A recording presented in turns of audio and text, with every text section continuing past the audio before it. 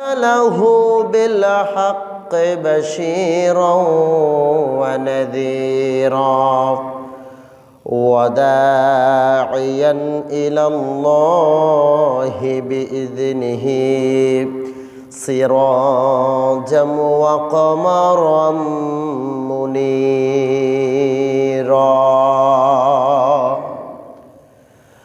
أما بعد فقد قال الله تعالى في كلامه المجيد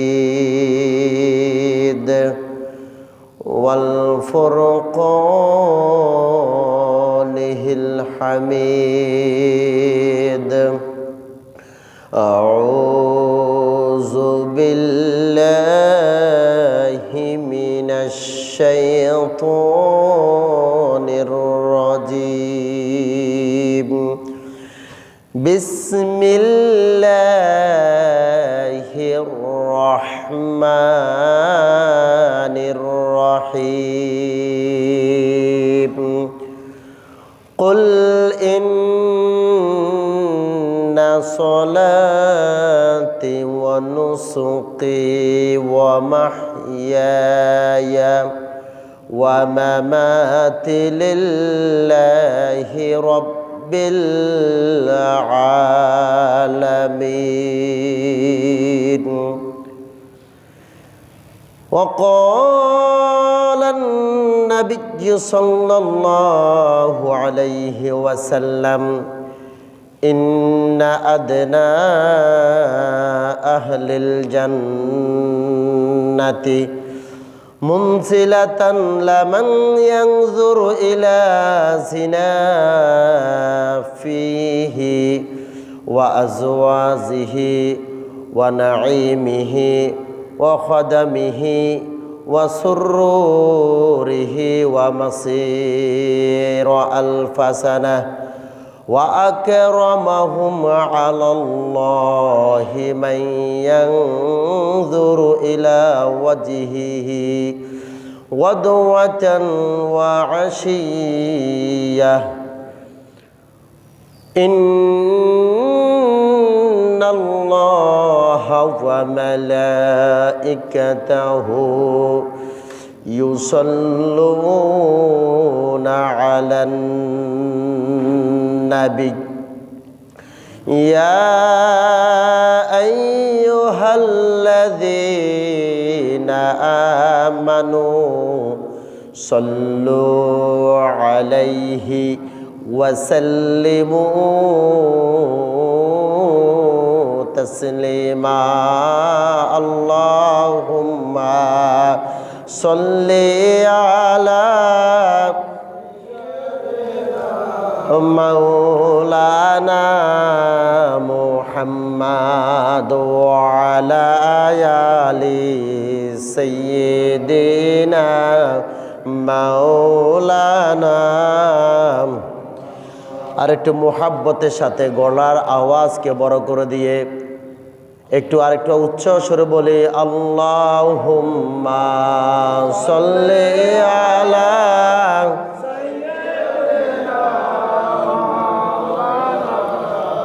মুহাম্মাদ ওয়া আলা আলি সাইয়্যিদিনা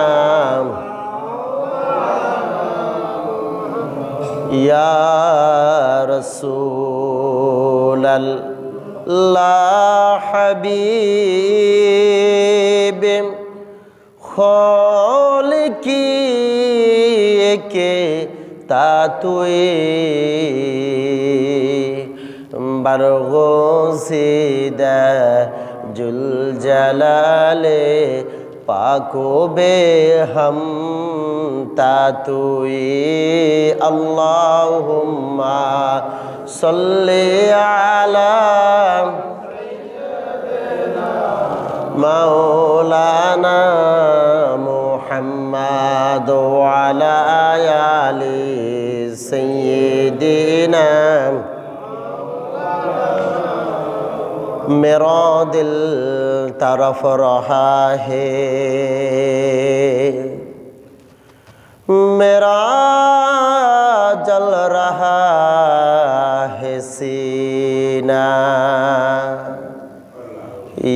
दवा वही मिलेगी मुझे ले चलो मदीना अल्लाहुम्मा सल्ली अला मौलाना मुहम्मद व अला आलि सय्यिदिना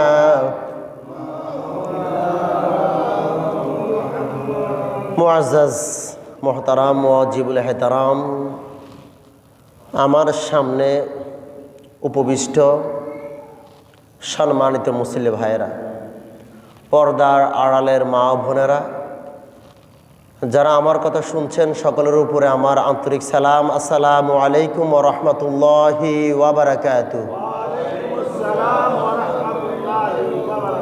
আসুন সর্বপ্রথমেই মহান আল্লাহ পাকের দরবারে শুকরিয়া আদায় করব যে আল্লাহ পাক রাব্বুল আলামিন আমাদের সকলকে আজকে এই জুমার দিনে তার ঘরে আসার, বসার, তার কদমে সেজদা নত করার সে সুযোগ করে দিয়েছেন, তাওফিক দিয়েছেন। ওই মনিবের দরবারে শুকরিয়া আদায় করে একবার চিৎকার দিয়ে বলি আলহামদুলিল্লাহ। তার সাথে সাথে হুজুরপুর নূর সাল্লাল্লাহু আলাইহি ওয়াসাল্লামের উপরে যার স্মৃতি বিজড়িত এই দিন ইসলাম, কোরআন, সুন্নাহ, হাদিস সব কিছু আমাদের কাছে আমানত রেখে গিয়েছেন, যে নবী চাইলে আসমানে যেতে পারতেন, উম্মতের মায়ায় যে নবী এখনও জমিনে শোয়া। আসুন না ওই নবীজির তাজিমে সম্মানে একবার বলি সাল্লাল্লাহু আলাইহি ওয়াসাল্লাম। হাজরিন, ইংরেজি মাসের আজকে 19 তারিখ, আরবি মাসের 28 তারিখ জামাদিউস সানি, অর্থাৎ আরবি মাসের আজকে চতুর্থ জুমা। এরপরে আসবে রজব, শাবান, তারপর হচ্ছে রমাদান। আল্লাহ পাক আমাদেরকে মাহে রমজান মাস পর্যন্ত সকলকে হায়াত দিক বলি আল্লাহুম্মা আমিন। আল্লাহর নবী সাল্লাল্লাহু আলাইহি ওয়াসাল্লাম যখন এই মাহে রমজান মাস আসতো, আল্লাহর নবী দোয়া করতেন, আল্লাহ আমাকে রমজান মাস পাওয়া পর্যন্ত তুমি হায়াত দাও। তো আমরা রাসূলুল্লাহর ওই সুন্নাহ আদায় করা দরকার আছে না নাই? এই জন্য আমরা চেষ্টা করব, নিয়ত থাকতে হবে, তামান্না থাকতে হবে যে আল্লাহ পাক যেন আমাদেরকে সকলকে মাহে রমজান মাস পর্যন্ত যেন আমাদেরকে নিয়ে যান। আরেকবার বলি আল্লাহুম্মা আমিন। হাজরিন, অত্যন্ত ভারাক্রান্ত হৃদয় নিয়ে আপনাদের সামনে আজকে দাঁড়িয়েছি। গত জুমা আসতে পারি নাই। শুনেছেন গতকাল রাত 9:30টার দিকে আমাদের এক প্রিয় ভাই দুনিয়া থেকে বিদায় হয়েছেন। মানুষের হৃদয় তিনি জায়গা করে নিয়েছেন। ওনার কিছু আমি ফেসবুকে কিছু লেখালেখি দেখেছি, যেখানে দাঁড়িয়েছেন নিজের মৃত্যুর কথা আগে স্মরণ করেছেন, মৃত্যুর কথা স্মরণ করেছেন। তো মৃত্যুর তামান্না ওনার অন্তরে ছিল। গত জুমায় অ্যাক্সিডেন্ট হয়েছে, গতকাল জুমার রাতে দুনিয়া থেকে বিদায় হয়েছে। মুসলমান হিসেবে আমাদের দায়িত্ব ওনার জন্য দোয়া করা, সকল মানুষের জন্য দোয়া করা, অবশ্য আমরা করব। সর্বশেষে আমি আমার মূল আলোচনা চলে যাই। আমি পবিত্র কালামুল্লাহ থেকে ছোট্ট একটি আয়াতে কালিমা আমি তেলাওয়াত করেছি। সূরা আনআমের 162 নম্বর আয়াত আমি তেলাওয়াত করেছি, যেটা পবিত্র কোরআনের 6 নম্বর সূরা। পবিত্র কোরআনের 114টি সূরার মধ্যে 6 নম্বর সূরার 162 নম্বর আয়াত আমি তেলাওয়াত করেছি। আপনারা আমার দিকে একটু লক্ষ্য করবেন, খেয়াল করবেন। আমাদেরকে সৃষ্টি করেছেন কে? আল্লাহ। জোরে বলেন কে? আল্লাহ। আল্লাহ বানাইছেন কিসের জন্য?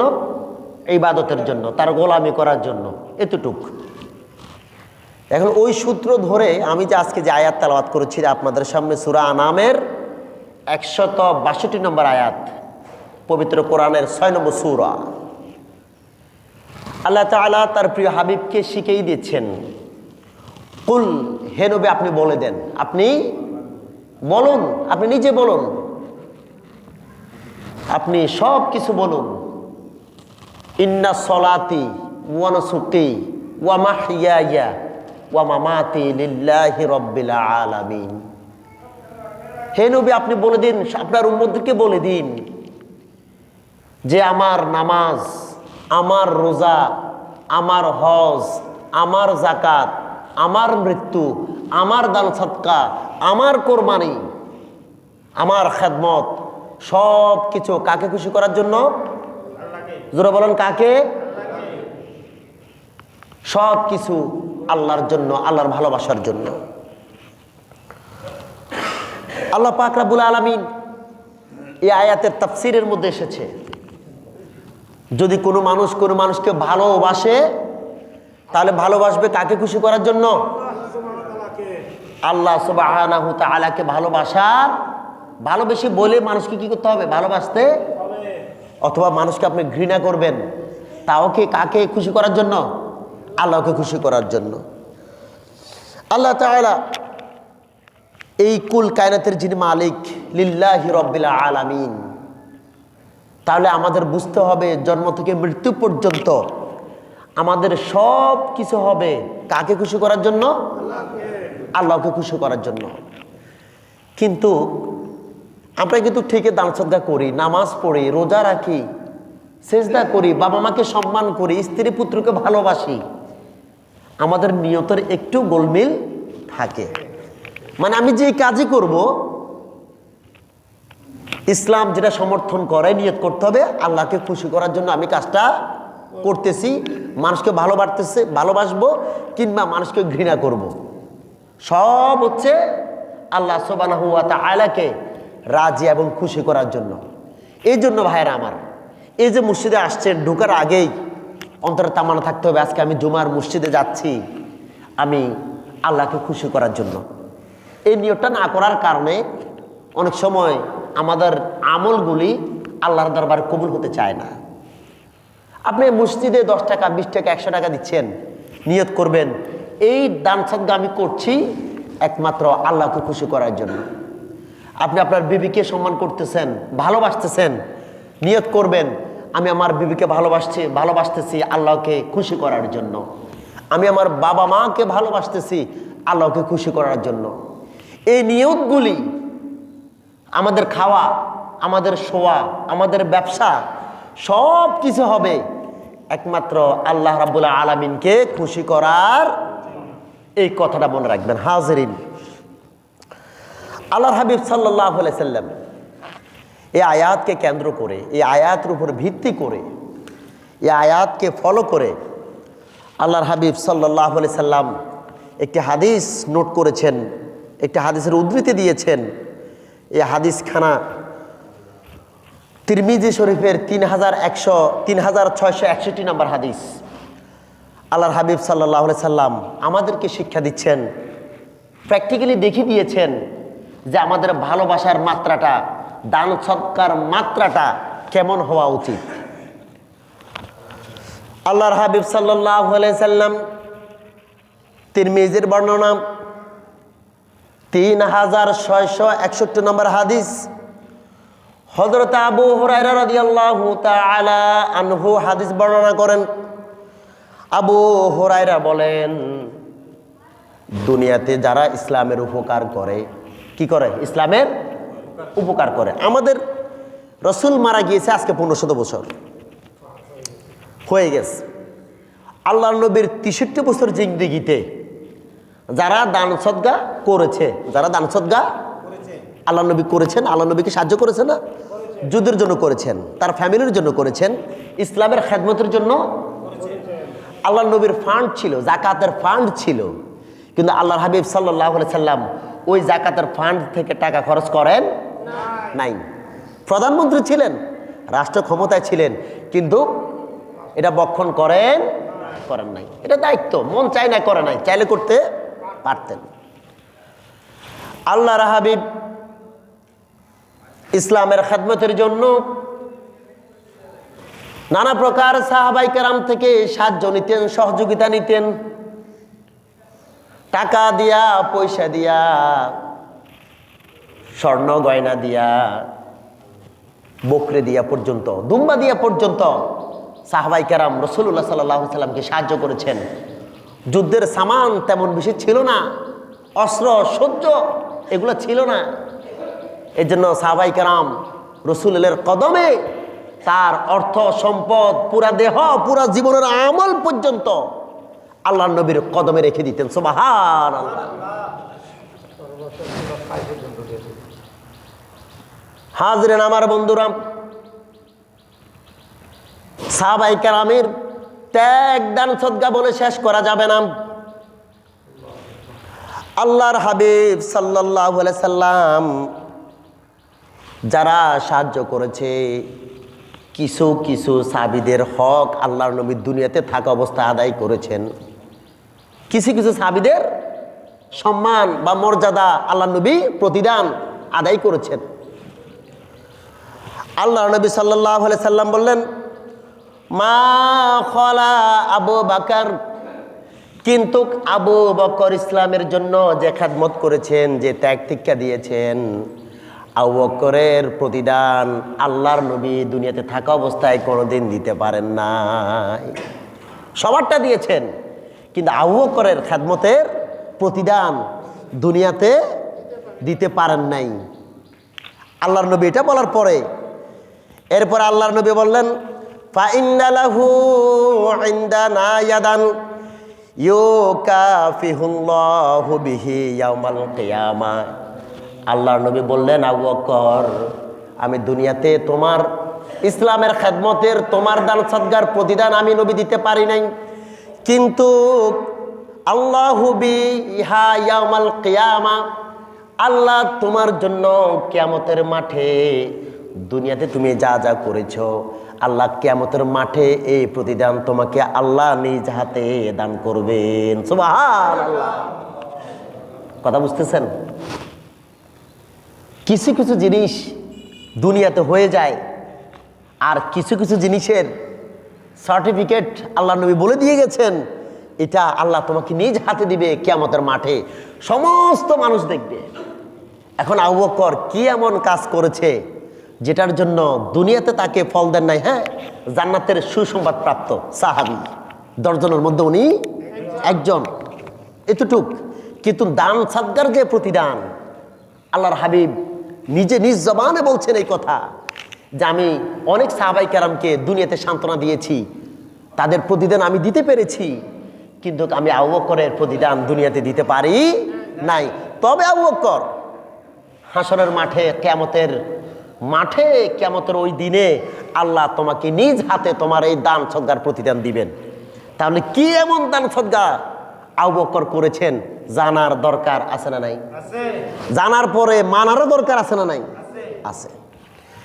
দেখেন, আবু বকর ছিলেন ধনী একজন ব্যবসায়ী, রাসূলুল্লাহর সবচাইতে একদম কাছের একজন সাহাবী, বয়স রাসূল থেকে একটু বড়, ওই আয়সার বাবা, রাসূল ইসলামের একদিকে শ্বশুর আব্বাজান, আবার ইসলামের খেদমতে তার অনেক শ্রম, দান সদকার কোনো অভাব নেই।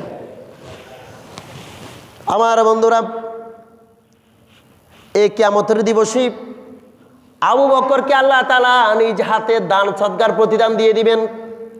আমি আয়াত তেলাওয়াত করেছি, আমার নামাজ, আমার রোজা, আমার হজ, আমার যাকাত, আমার কোরবানি, আমার মৃত্যু, আমার সব কাজ হবে আল্লাহকে রাজি খুশি করার জন্য।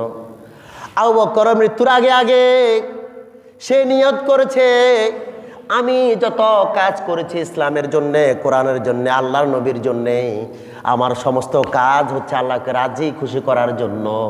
নিয়ত, এটা কি নিয়ত? আমার বন্ধুরা, হযরত ওমর রাদিয়াল্লাহু তাআলা আনহু, হযরত আবু বকর রাদিয়াল্লাহু তাআলা আনহু, হযরত আলী, হযরত ওসমান, অসংখ্য অগণিত সাহাবীর মধ্যে এই 4 জন সাহাবীর নাম সবচাইতে বেশি পাওয়া যায়। নবীকে সবচাইতে বেশি ভালোবাসতেন এই 4 জন সাহাবী। আবার এই 4 জনের মধ্য থেকে সবচাইতে বেশি ভালোবাসতেন হযরত আবু বকর, হযরতে আবু বকর, হযরতে আবু বকর এবং ওমর, হযরত ওমর রাদিয়াল্লাহু তাআলা আনহু জীবনে কোনোদিন দান সদকা করতে গিয়া আবু বকর রাদিয়াল্লাহু তাআলা আনহুকে পিছনে ফেলতে পারে নাই, পিছনে ফেলতে, অর্থাৎ যত সাহাবী দান সদকা করেছে সবচাইতে টপ নাম্বার 1-এ দান সদকার মধ্যে সবচাইতে উপরে ছিল হযরত আবু বকর রাদিয়াল্লাহু তাআলা আনহু। সুবহানাল্লাহ বলেন। কে কি বলছে বলুন তো? হযরতে কিসে? আমলে, আখলাকে, সব দিক দিয়া সর্বশেষ হচ্ছে দান সদকায়। কিসে? জোরে বলেন কিসে? আমরা টাকা পয়সা না দান সদকা কম কম করবেন, এই জন্য কথা বলবেন না আমার সাথে, কি বলেন? নাকি কেশিয়ার সাহেব একদম টাকা পয়সা নিতে নিতে একদম চুপ বানা ফেলছে? হ্যাঁ, তো কথা বলেন না আমার সাথে, কি ভাই? মসজিদে এসে যদি ঘুমান না ব্যবসার চিন্তা করেন, ব্যবসার চিন্তা করেন, ফ্যামিলির চিন্তা করেন, এটা তো হবে না। আমি তো বললাম যেখানে বসবেন আল্লাহকে রাজি খুশি করার নিয়ে তো বসবেন। তা আমি তো কোরআন হাদিসের আল্লাহর কথাই তো বলতেছি নাকি? আমার সাথে কথা বলবেন, এই বোবার মতো বসে থাকলে হবে না। কথা বলেন, এই সবাই মুখ নাড়া দিয়ে কথা বলেন, আমার দিকে একটু খেয়াল করেন। না আমার কথা ভালো লাগে না আপনাদের? তো ভালো লাগলে আমাকে বলতে হবে তো ভাই। যদি রেসপন্স না করেন আমি তো বলবো যে না, আমাকে দিয়ে মনে আর চলবে না, এটা আমি ধরে নেবে কিন্তু। তাহলে আমি কি বললাম যে আবু বকরকে কেউ কোনোদিন দান সদকায় ফিসে ফেলতে পারে? আপনাদের এলাকায় যে কোনো একজন ধনী মানুষ ধরেন আছে, ওনার দ্বারা এই মসজিদের খেদমত হয়, ওনার দ্বারা এলাকায় গরিব মানুষের খেদমত হয়, ওনার দ্বারা অত্র এলাকার অসহায় মানুষের খেদমত হয়। আজকে 15-20 বছর 30 বছর খানদানিভাবে ওনারা মানুষের উপকার করে, এরকম থাকে না? থাকে। তো ওনার সাথে টাকা দিয়ে এরকম দান সদকা করার মতো মানুষ নাই। তো আমরা কি বলি, সে শুরু থেকেই কি করে? দান সদকা করে, তার মতো কেউ আর সেম আল্লাহর নবীর সাহাবীদের মধ্যে এই আবু বকর রাদিয়াল্লাহু তাআলা আনহু হচ্ছেন সেরা। তাকে কেউ কোনোদিন পিছিয়ে ফেলতে পারে? একটা ঘটনা বললে আপনি বুঝবেন। হযরত ওমর আর আবু বকর রাদিয়াল্লাহু তাআলা আনহু যখন কোনো একটা যুদ্ধকে কেন্দ্র করে আল্লাহর নবীর কাছে গেলেন, আল্লাহর হাবিব সাল্লাল্লাহু আলাইহি সাল্লাম সমস্ত সাহাবীকে ঘোষণা দিলেন, ও আমার সাহাবীরা, তোমাদের যার যার কাছে যা কিছু আছে সব কিছু নিয়ে আমার কাছে উপস্থিত হও। সব কিছু নিয়ে কি হও? আমার কাছে তোমরা আসো, যার যার তৌফিক অনুযায়ী। এটা আল্লাহর হাবিব সাল্লাল্লাহু আলাইহি সাল্লাম সমস্ত সাহাবীদেরকে কথাটা এলান করলেন আর বললেন। কথা বুঝতেছেন আমার? তাহলে কি বললাম? সব সাহাবীকে বলছে। তখন আবু বকরের একটু কন্ডিশন খারাপ, আর্থিক অবস্থা একটু কি খারাপ।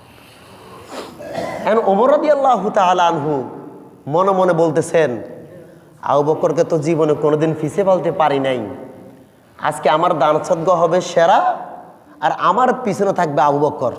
সুবহানাল্লাহ বলেন। এটা কিন্তু হিংসা না, দান সদকার একটা প্রতিযোগিতা। দান সদকার কি এটা জায়েজ, এটা কি জায়েজ। আপনি মানুষকে ইসলামের দিকে আনার জন্য আপনি ভালো কাজ করতে পারবেন, দান সদকা করতে পারবেন।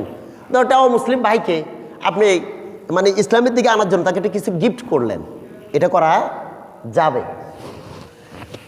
তো আবু বকর ওমর রাদিয়াল্লাহু তাআলা কি ভাবলেন যে আজকে আমি আবু বকরের পিছনে ফেলবো, তাকে আজকের রাসূল যেহেতু চেয়েছেন হাদিয়া সদকা যেহেতু চেয়েছেন, আজকে আমি দিতে পারবো, কারণ আবু বকরের তেমন টাকা গড়ি আপাতত নাই, আমার যেটা আছে এটা মনে মনে বলে হযরত আবু বকর রাদিয়াল্লাহু তাআলা আনহু এবং ওমর রাদিয়াল্লাহু তাআলা আনহু এবং অন্যান্য সাহাবায়ে কেরামও আল্লাহর নবীর কাছে কিছু কিছু করে করে যার যার তৌফিক অনুযায়ী দান সদকা করেছে, দান সদকা করেছে যার যার তৌফিক অনুযায়ী। আল্লাহর হাবিব সাল্লাল্লাহু আলাইহি সাল্লাম এক এক করে সকল সাহাবীকে জিজ্ঞেস করতেছেন। আলীকে জিজ্ঞেস করেন, আলী তুমি কি দিয়েছ? আলী বলেছে, ইয়া রাসূলুল্লাহ, অর্ধেক বাসা রেখে এসেছি, অর্ধেক আপনার কাছে নিয়ে এসেছি। এবারে ওসমানকে জিজ্ঞেস করলো, ওসমান তুমি কি এনেছ? ওসমান বলল, 3 ভাগের 2 ভাগ বাসা রেখে এসেছি, ইয়া রাসূলুল্লাহ 1 ভাগ আমি আপনার কদমে এনেছি। এমনি করতে করতে জিজ্ঞাসা করতে করতে করতে করতে এসেছে ওমরের কাছে। কার কাছে? ওমর তুমি আমার জন্য কি এনেছ? ওমর রাদিয়াল্লাহু তাআলা আনহু বলল, ইয়া রাসূলুল্লাহ আমার সম্পদের অর্ধেক আমি নিয়ে এসেছি, আর অর্ধেক আমি বাসায় রেখে এসেছি। সুবহানাল্লাহ বলেন। এবার সর্বশেষ হযরত আবু বকর রাদিয়াল্লাহু তাআলা আনহুকে নবী জিজ্ঞেস করলেন, আবু বকর তুমি আজকে আমার জন্য কি এনেছো? সবাই তো এনেছে, তুমি কি এনেছো? তোমার তো অর্থ করি তেমন কিছু নাই। ওমর কিছু জিনিস এনেছে, কিছু ঘরে রেখে এসেছে। উসমান কিছু এনেছে, কিছু ঘরে রেখে এসেছে। আলী কিছু এনেছে, কিছু আবার ঘরে রেখে এসেছে। আবু বকর তুমি আমার জন্য কি এনেছো আর ঘরে কি রেখে এসেছো? আবু বকরের চোখ দিয়ে পানি। আবু বকর হাউ মাউ করে কান্না শুরু করে দিল। কারণ আবু বকর রাদিয়াল্লাহু তাআলা আনহু কোনোদিন এত অভাবে পড়েন নাই, বিপদে পড়েন নাই। যেখানে দান সদকা করতেন আবু বকরের দান ছিল সবচাইতে বেশি। আবু বকর ডাক দিয়ে বলে, ইয়া রাসূলুল্লাহ, ও আল্লাহর হাবিব, সবাই তো ঘরের মধ্যে কিছু না কিছু রেখে এসেছে। আমি ঘরে রেখে আসার মতো আমার কাছে কোনো স্বর্ণ অলংকার টাকা পয়সা কোনো কিছু নাই। নবী গো, আমার কাছে যা আছে তা আমি পুটলি বাইদা, তা আমি একটা ছোট পাত্রের মধ্যে নিয়ে আমি আপনার কদমে দিয়ে এসেছি। আল্লাহর নবী এমন সময় আবু বকর ডাক দিয়ে বলে, আবু বকর তাহলে তুমি বাসায় কি রেখে এসেছো? আবু বকর ডাক দিয়ে বলে, ইয়া রাসূলুল্লাহ, আমার ধন সম্পদ আপনার কাছে নিয়ে এসেছি, আর আমি আমার ঘরের মধ্যে আল্লাহ এবং তার রাসূলকে রেখে এসেছি। সুবহানাল্লাহ। এই কথার সাথে আর কারো দান সদকার কথা মিলে? যা ছিল সব নিয়ে এসেছি, আর আমি আমার ঘরের মধ্যে আল্লাহ এবং তার প্রিয় হাবিব রসুলকে রেখে এসেছি। আল্লাহ এবং রসুলের চাইতে দামি সম্পদ আর কিছু আছে? হযরত ওমর এটা শুনে অবাক হয়ে গেলেন। হায় হায়, আমি ওমর অর্ধেক সম্পদ আল্লাহর নবীর কদমে দিয়েছি, অর্ধেক সম্পদ রেখে এসেছি, আর আবু বকর যা তার কাছে যা ছিল সব কিছু নিয়ে আল্লাহর নবীর কাছে হাজির। তার ঘরের মধ্যে কোনো কিছুই। এখন এখানে সবচেয়ে উপরে কে? আবু বকর না? সে তো ঘরে রাখে নাই, সে সব কিছু নিয়ে আল্লাহ নবীর কাছে চলে এসেছে। আল্লাহর নবী সাল্লাল্লাহু আলাইহি সাল্লাম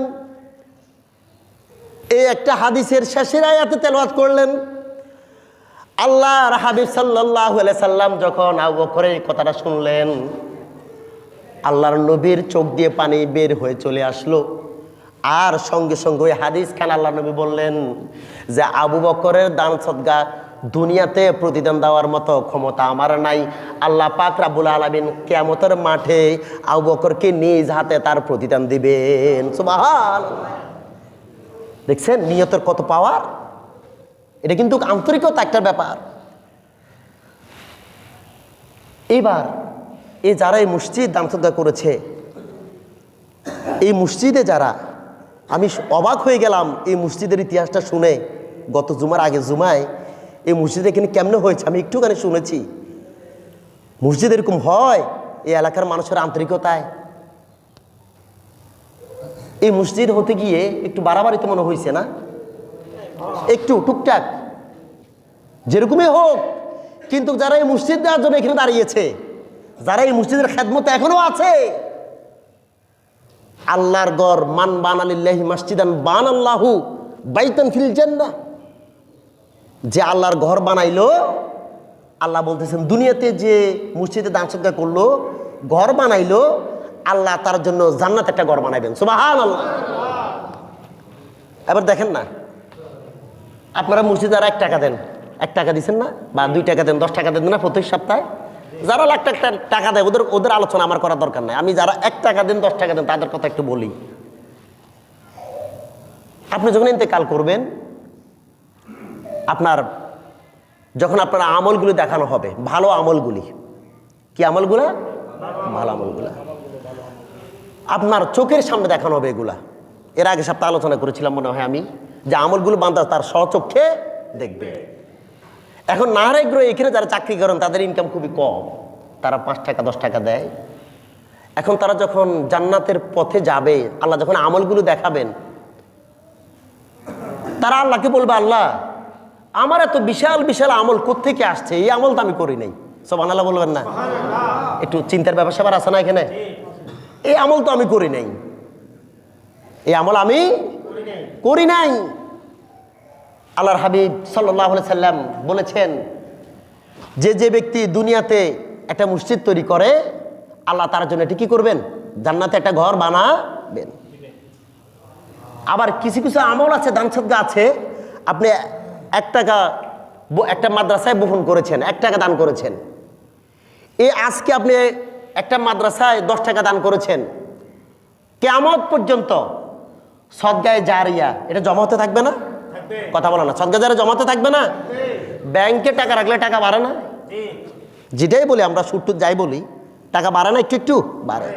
ব্যবসায় কাজে লাগাইছেন, আপনি 3 লক্ষ টাকা দিয়ে ব্যবসা শুরু করলেন, 10 বছর পরে এখানে ব্যবসাটা আপনার সামান আছে 30 লক্ষ টাকার, হয় না?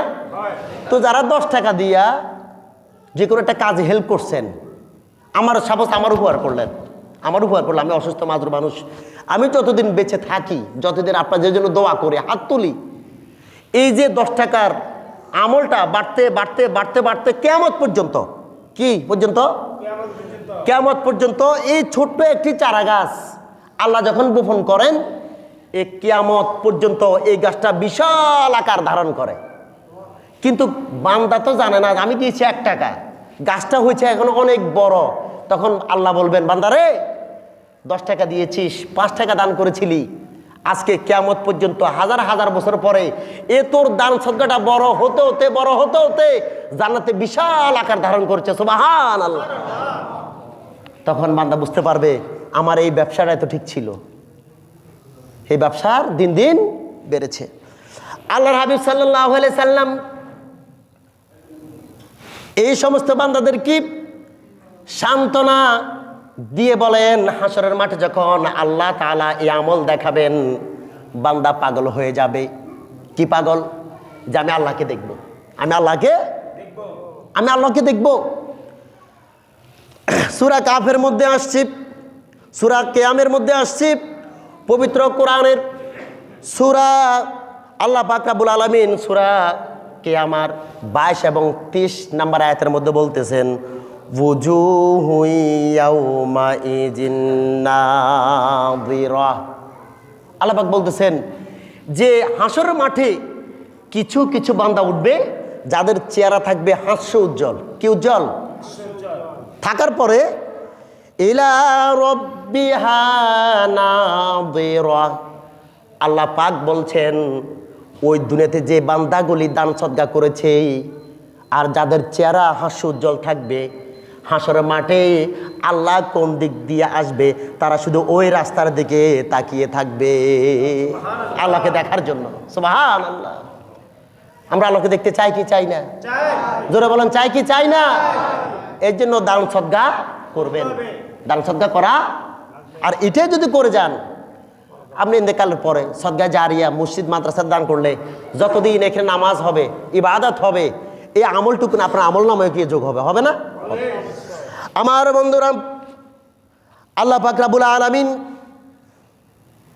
এই আবু বকরকে কেন্দ্র করে আয়াত নাজিল করলেন। আবার আল্লাহ তাআলা পবিত্র কোরআনের 2 নম্বর সূরা বাকারার 274 নম্বর আয়াত আল্লাহ তাআলা নাজিল করলেন আবু বকরের উপরে।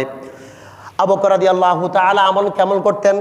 কোরআন বলতেছে, আল্লাযীনা ইউনফিকুনা আমওয়ালাহুম বিল-লাইলি ওয়ান-নাহার। সুবহানাল্লাহ। আবু বকর রাদিয়াল্লাহু তাআলা নাহার আমওয়ালাহুম বিল-লাইল ওয়ান-নাহার, লাইল মানে রাত। আবু বকর রাদিয়াল্লাহু তাআলা আল্লাযীনা যারা ইউনফিকুনা খরচ করে আর ব্যয় করে, বিল-লাইলি ওয়ান-নাহার রাতে এবং দিনে। সুবহানাল্লাহ। রাতে এবং এই রাতে এবং দিনে দান করার দ্বারা কি বোঝায় জানেন? আমি অহংকার নিয়ে দান করব না। অহংকার নিয়ে আমি মানুষকে দেখাইও দিব, আবার না দেখাইও দান করব নাকি? অনেকে আছে দিচ্ছে, হ্যাঁ বান্ডিল একটা সবার দেখাইয়া, হ্যাঁ নেন আপনি দেন, কিন্তু আপনার নিয়ত তো হলো না। নিয়ত হলো এই যে আমি প্রথম আয়াত তেলাওয়াত করেছি, আমাদের সব কিছু হবে কাকে খুশি করার জন্য। এখন আপনি 10,000 50,000 টাকা দিলেন, দিয়ে আপনার নিয়তটা হইল না।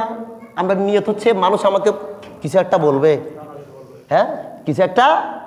এই জন্য দেখবেন অধিকাংশ দান সদকা করেন ওয়ালা হাসরের মাঠে বলবে আমি এটা করেছি ওইটা করেছি, ইয়া রাসূলুল্লাহ আমার আমলগুলো কই। অন্যদিকে একজন রিক্সার ড্রাইভার, সিএনজি ড্রাইভার, একজন কৃষক, তার আমল আজকে বিশাল হয়ে গেছে। পার্থক্য কোথায়? নিয়তে। পার্থক্য কোথায়? নিয়তে। এই জন্য আমার বাবারা, আল্লাহ তাআলা পবিত্র কোরআনের 2 নম্বর সূরা সূরাতুল বাকারার 274 নম্বর আয়াতের মধ্যে বলেছেন আল্লাযীনা ইউনফিকুনা আমওয়ালাহুম বিল্লাইলি ওয়ান নাহার, যারা দিনে এবং রাতে কি করে? দান সদকা করে। সিররাও ওয়া আলা নিয়াতান ফালাহুম আজরুহুম ইনদা রাব্বিহিম ওয়ালা খাউফুন আলাইহিম ওয়ালা হুম ইয়াহজানুন। আল্লাহ তাআলা বলতেছেন এদের প্রতিদান আমি আল্লাহ নিজ হাতে দিব, আর ওই সমস্ত ব্যক্তির দুনিয়াতে কোনো ভয় নাই, ভয়। এজন্য আমার বাবারা, নদীর একুল ভাঙ্গে একুল গড়ে, এই তো নদীর খেলা। সকাল বেলার ধনী রে তুই ফকির সন্ধ্যাবেলা, সকাল বেলার ধনী রে তুই ফকির সন্ধ্যাবেলা। সারা জীবনের রুটি রুজি ছেলের জন্য, মেয়ের জন্য, সবার জন্য ঠিক করে গিয়েছেন, ব্যাংক ব্যালেন্স করেছেন। আপনার আখিরাতের ব্যাংক ব্যালেন্স করেন নাই, ভিসা করেন নাই, কবরের সামান রেডি করেন নাই। আল্লাহ যা করার জন্য বলেছেন তা করেন নাই, আল্লাহ যা নিষেধ করেছেন সেটা আপনি করেছেন। এই জন্য আপনাকে এর জবাবদিহিতা করতে হবে। এর জন্য আমার বন্ধুরা, এই যে আল্লাহর ঘরের জন্য যারা শুরু থেকে এই পর্যন্ত আছেন, জায়গা দিয়ে, পয়সা দিয়ে, বুদ্ধি দিয়ে এখন পর্যন্ত নিয়তকে ঠিক করবেন। অসহায় মানুষের যখন উপকার করবেন, নিয়ত ঠিক করবেন, তাহলে আল্লাহ পাক আপনার ক্ষুদ্র আমলটুকুন পর্যন্ত কবুল করবে। হযরত ওমর রাদিয়াল্লাহু তাআলা আনহু 40,000 দিরহাম পর্যন্ত দান করেছেন। কত হাজার? 40,000। দিনে 10, রাতে 10, গোপনে 10, আবার হাতে হাতেও। দিনে 10, রাতে 20। মানুষ দেখতো রাসূলের হাতে যখন যেগুলা দিত সেগুলো মানুষে দেখতো। আবার কিছু কিছু দান সদকা আল্লাহর নবী দেখতেন, আল্লাহ নবীর হাতে দিতেন গোপনে, অন্যান্য সাহাবায়ে কেরাম দেখতেন। এভাবে 40,000 দিরহাম পর্যন্ত হযরতে আবু বকর রাদিয়াল্লাহু তাআলা আনহু দান সদকা করেছেন। এই জন্য হাজরিন, এই যে ক্ষণস্থায়ী জীবনে এসে আজকে আমরা এইভাবে আছি, আমাদেরকে বুঝতে হবে এই মসজিদ, দান সদকা, এতিম মানুষ, আল্লাহর রাস্তায় কিছু দান সদকা করা, এটাকে যদি আপনি নেন, এই যে আবু বকরের কথা বললাম, তার পুরো জীবনে দান সদকা, তার পুরো জীবনে কি দান সদকা। এর বিনিময়ে তিনি আল্লাহ থেকে সরাসরি প্রতিদান নেবেন। তা আমরা আল্লাহ থেকে প্রতিদান নিতে চাই না? কথা বলে চাই না?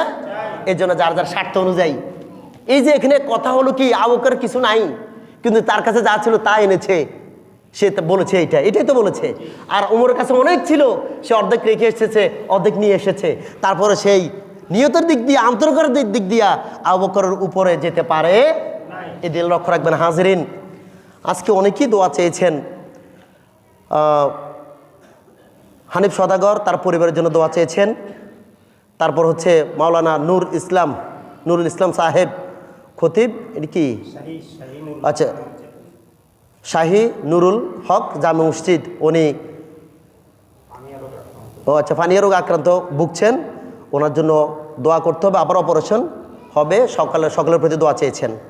তারপরে জনাব মোহাম্মদ রফিকুদ্দিন সাহেব, তার মরহুম বাবা, মার ও তার পরিবারের জন্য দোয়া চেয়েছেন।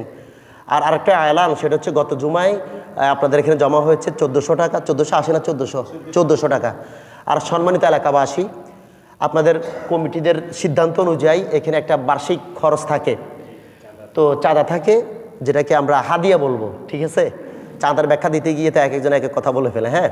তো যাই হোক, হাদিয়া যা মসজিদের হক কমিটিবৃন্দ যারা পরামর্শ করে, আপনাদের সাথে পরামর্শ করে ডিসিশন নিয়েছেন, আপনারা এই চাঁদাগুলি বা এই হাদিয়াগুলি পরিশোধ করার চেষ্টা করবেন। আর কারো যদি সমস্যা থাকে কথা বলবেন, জানাবেন, কিন্তু দেখা সাক্ষাৎ তো নাই, জানাবে না। এখন কেশিয়ার সাহেব বা দাঁড়াতে তারা কি করা, ঠিক আছে না? আপনি দেখাও দিচ্ছে না, কিছু বলতেছেন না, আর ওনারা লজ্জায় না, কাছে ফোন দিতে চায় না, কি বলে। তো স্বেচ্ছায় বলবেন আমার সমস্যা আছে বা দিয়ে ফেলবো, তাহলে আর এই মন মানিন্য আমাদের মধ্যে থাকে না। হাজরেন প্রত্যেকের জন্য দোয়া করবেন। আর আরেকটা ভাই আমাদের হাদি ভাই গতকালকে মারা গিয়েছেন, ওনার জন্য আপনারা দোয়া করবেন। আরও দোয়া চেয়েছেন নুসাইবা জান্নাত, 1 বছর পূর্ণ হচ্ছে, দোয়া চেয়েছেন। মরহুম মিয়াধন মারা গিয়েছেন কিছুদিন আগে, ওর দোয়া চেয়েছেন। তারপরে হচ্ছে সালেহ আহমদ আমাদের মুসল্লি অসুস্থ দীর্ঘদিন ধরে। আমরা সকলেই বসবো, আল্লাহর বাস্তে সকলেই বসবেন ভাই। এই এই এই যে আপনি চলে যান নামাজটা পড়ে, যে ঘরে গিয়ে বসেন এই ঘর থেকে আপনাকে কালকেও বাইর করতে পারে না? তো এই ঘরে যাওয়ার জন্য তো তাড়াহুড়ো কিসের আপনার? এত তাড়াহুড়ো দরকার আছে? বাকি নামাজ বা সকলে বসবেন, সকলেই আমরা প্রত্যেকের জন্য দোয়া করব। আমাদের ইমাম সাহেব মনে হয় কিছু বলবেন। যারা সুন্নত পড়ে না সুন্নত পড়ে ফেলেন।